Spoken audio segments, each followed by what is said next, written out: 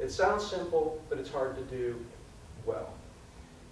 In single-family areas, generate landscape themes for streetscapes. Are there ways that we as a community could start to suggest how a particular street might evolve over time? So as people improve their property or design new homes for that, when they introduce landscaping in that area, they could be a part of a streetscape plan in terms of what they would introduce on their landscape plan. Lead by example. I'm going to pick on KICA again. Identify a demonstration project that would optimize the community investment. You see evidence of that by driving to the Sandcastle. The improvement of the landscape between the parkway and the road to the Sandcastle is the purest example of that. We thought that was a good example. It was embedded within the village. It had a lot of exposure to our membership. That is, like all of us did today. We drove by it. We saw evidence of it underway. You could see a piece of it from the parkway, which transfers to areas in other locations. That's the canary in the mine thing. We want to use West Beach as an example of how we need to anticipate the aging of the rest of the island in a positive way. Leveraging financial and human resources. Let me pick on one with the villas and the cottages. Support and supplement funds allocated for professional services. Is there a way that we might take a portion of community association funds as a matching grant? That is, we can take $1 and we say, we'll apply that dollar to you up to a certain point, to your association or your regime, to go out and hire design professionals to address landscaping. We'll use that as a matching grant sort of thing. So that would be an example of leveraging financial activity. And encouraging individual property upgrades. Develop a comprehensive resource base, again in KICA, develop a comprehensive resource base for contacts, process, implementation critical to member improvement decisions. Sort of this day started with the root of that activity. That is, what could we do as a community to increase exposure to resources? All these people back here on these tables, except for the pastry table. In terms of go-to, it would be great if the community association was thought of as the go-to source for pick a question. How can I go through a certain process? Or is there an ability to be a part of a larger purchase? You know, one of the leverage things that we talked about was, could we as a community go to nurseries, propose to them that we can buy certain things in bulk, hold those prices that are discounted for a certain period of time, then come back to our members and say, look, we have this price for, pick a topic, oak trees or ground cover or whatever, for a 3 to 6 month, whatever it is. I don't know what it would be, but for a certain period. If you opt in right now, you get it at a discount, and it'll be, you know, we can deliver it to your site. There are all sorts of ways to discover how can we optimize the value of our 4,200 property owner base in a volume sense. And everyone wins. I mean, the provider wins because they have this large built-in clientele base, and we all win as individuals and as a community because we are mobilized to take advantage of a deal like that. Now, the demonstration project. We wanted to find something that had a visual impact, that it is not only provided an immediacy to the property owners that are adjacent to it, but had a lot of exposure. Now, the streetscape is the easiest way for us to realize that sort of blush of improvement quickly. And examples of that are the two images on the right, one at Governor's Drive and one within the settlement. Both of those areas were totally, if you were here for Hugo, they were totally devastated, totally blasted. The center of the island was the ground center for loss of tree and tree canopy. So the idea was to establish a framework in an area that started to build upon the future home sites.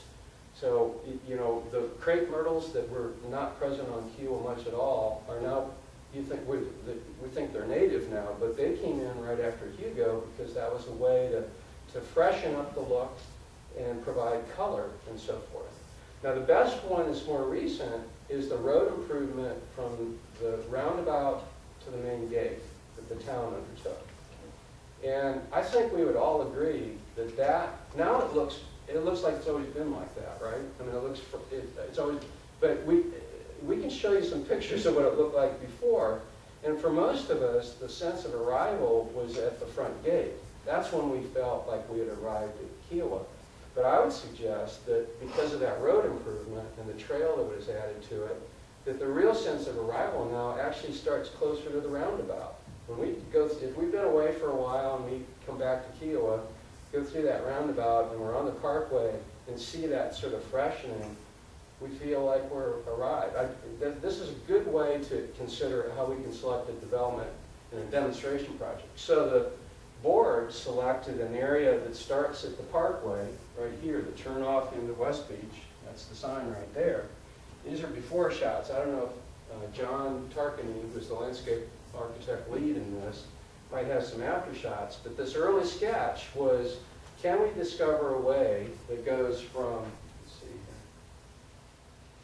here, anyways, from the parkway at the top, down the road, through the golf course area on both sides, and then bend towards the sandcastle. Well, that actually was extended to not only toward the sandcastle, but toward the other end too, so that you can begin to establish a fresh framework. Well, simultaneously, some of the regimes started activities that started to tag that. So it started to do what we wanted to do. These, again, if you were to go back to these same spots instead of seeing a lot of pine straw, now we have sweetgrass and other grasses that sort of transition throughout the year. The town undertook a simultaneous assessment of certain town regulations in terms of zoning standards to address a potential concern of, as new homes would go into older areas, because of the floodplain requirements, these new homes had to go up higher. Are there ways that we can accommodate that transition with the mass so that it's not such a stark contrast? Because a lot of those homes that were designed and built in the late 70s and early 80s, they were built closer to grade. And that, at that time, that was allowed to happen. Well, now when you go in, a lot of the homes that appear, triple their size, they're usually about the same size square footage, but they're up higher, so they appear to be larger. Are there some things that the town undertook that and changed some regulations as to how to best accommodate newer homes in the older areas? So, for example, this home on Surf Scooter at the top, you can't build a grade like that anymore. Now, you can continue the habitation of the house, and as long as you don't make improvements greater than a certain percentage, you can take that into account. But the newer homes tend to be more like this, and they tend to be up high enough to have garaging underneath. So how can we accommodate both of those? The town really undertook that initiative. Likewise, the ARB was reflecting on standards and, more importantly, process. And one benefit today is, what we heard in the member survey, one of the things that discourage people from improving their property are either the cost and or the process that you have to go through with the ARB. Do you have to have a landscape architect for this or that? The fees were sort of diminishing the desire to do certain things. So we reflected on that in terms of the ARB process. And then finally, the community association is undertaking a continuous process of, well, what is the true vision of this place? The early vision of Kiawah, for those of you that were here during the early years, was this exotic safari world, right? I mean, it was like you arrived at this place in West Beach, and then if you were part of a Jeep safari, you headed out, and the whole rest of the island was like this unbelievable out of Africa sort of thing. And it would be like to capture that all the time, but there's a new way of discovering in our minds with a strong vision this sort of fresh, energetic thing that all communities can have in coastal areas. How can we reinvent that in a contemporary way? Not in a Jeep safari way anymore, but are there ways that we can invent that? So these questions that we were asking of ourselves are ongoing sorts of questions as a community. Now, I can't do as good a job as what this is, which is on the tables over here, in terms of ways, maintenance improvements to Kiawah Way. But these are sort of excerpts from an approach with landscaping of how we can accommodate an updating and a freshening. And what this really is an understanding that, let's see how to describe this and you won't think I'm nuts, is that when you live in an environment like this, and you live in a maritime forest, there's a tendency to think that you just let it do its thing, which is a fine balance to allow for the natural evolution of an indigenous environment like that. But there's also an aspect that it needs to be managed, and that expresses itself in West Beach. What were little tiny homes that were sort of dropped by helicopters into this natural environment, and you touched very little around it. Well, as that environment matures, it gets leggy sometimes, it gets thin because the canopy starts to block out sunlight to the ground cover, and so there's a transition from maritime forest and habitated area, oh, I say habitated, man-habitated areas that you need to accomplish or accommodate. So these are some guidance imagery as to how we would best restore and introduce again an intermediate ground cover zone, not at this level, but at this intermediate level, that can begin to soften the built environment. So I use this technique that you use in Cosmopolitan magazine, right, with fashion, which is don't do this, do this, in terms of poor examples on one side and better or good examples on the left side for these different categories. This really does a better job of describing it. So for example, in the front views, the face of the house from the street, are there ways to introduce vegetation to not completely hide your house, but develop a filter between the street and your home? That's both for the privacy of the home setting, as well as you're part of a community, you're part of a greater community, you're part of a neighborhood. In terms of side privacy, the same thing it happens. It's sort of easy in certain areas to let this diminish to the point where that's actually easier to keep up because you don't have to do anything. Well, it takes away from the subtle corridors of activity of natural habitat patterns in terms of their flow patterns, as well as the visuals. So as innocent as this vegetation is, which isn't decorative in nature, but it's indigenous material, it begins to soften the place of houses in the natural environment. The rear views, those that are along ponds and lagoons, a similar sort of fashion. On the upper right-hand corner is an example of, mowed to the edge. The only thing I didn't do is wait long enough to get 2 alligators to sit up there. But as opposed to one that is a softer, more integrated approach with home settings. Foundation plantings. Again, this is an example of there are many ways that you can soften. If we have this issue of the pressure of houses continuing to grow taller because of the floodplain requirements, how do we address that exposure of just the foundation area? So the ARB has standards that we have for new homes. We're trying to extend those to homes that have been built up over time that maybe at one time there was ground vegetation in here, but for whatever reason it's not there anymore. How can we reintroduce that? In terms of ground cover, the same sort of thing. Pine straw world on the right, vegetative world on the left. And it doesn't have to be unduly complex. In fact, big sweeps of simple material probably are more impactful than anything. And John can sort of describe that later on. Trim color in terms of the exteriors. On the right side are examples where the trim is accentuated and sort of calls out to the world as opposed to the softer sides on the other side.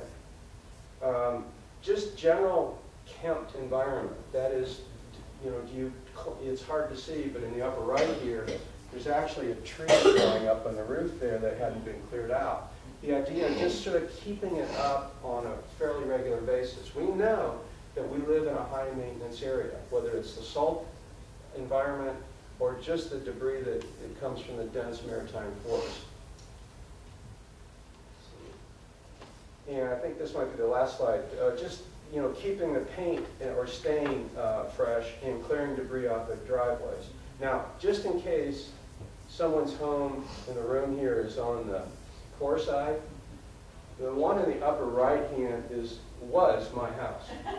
So when I was going through this with the community association, I sort of went back to my house, walked around and went, you know, I got to keep this up too.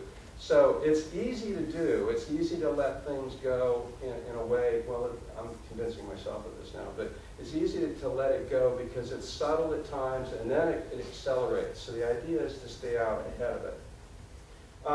Well, that's sort of, I probably took too long, but my intent here was to give you sort of a contextual background of these initiatives that the greater community, our community, is taking to recognize that we're the ones that ultimately have to be responsible for the whole of this place.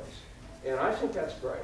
I mean, you know, I think, I've mentioned this to groups before, I think creating community is the highest form of creativity because it doesn't just happen at the beginning with a developer and then it's created.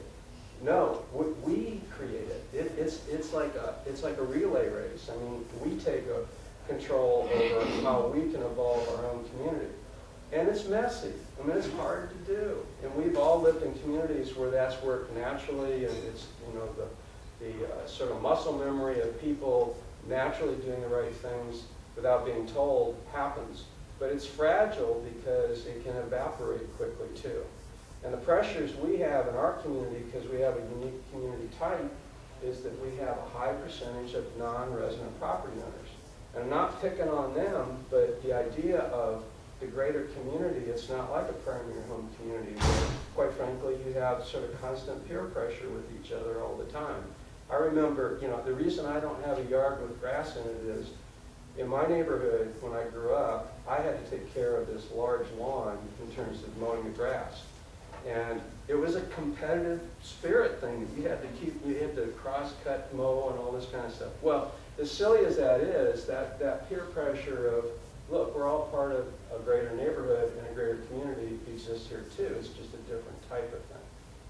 So, having said that, I'm trying to, Jimmy, who's, Shannon, you're next, all right? But again, we were trying to give you a sense of the backdrop of things and initiatives in terms of a way of thinking of how our community can take a very proactive approach. And as small as things are, they're big. Small things play big, especially when you add them all up. And that's why I say those two thoughts that I started with, this is a great time to be a part of Kiawah, and mostly because every one of us in this room can make a difference in our community.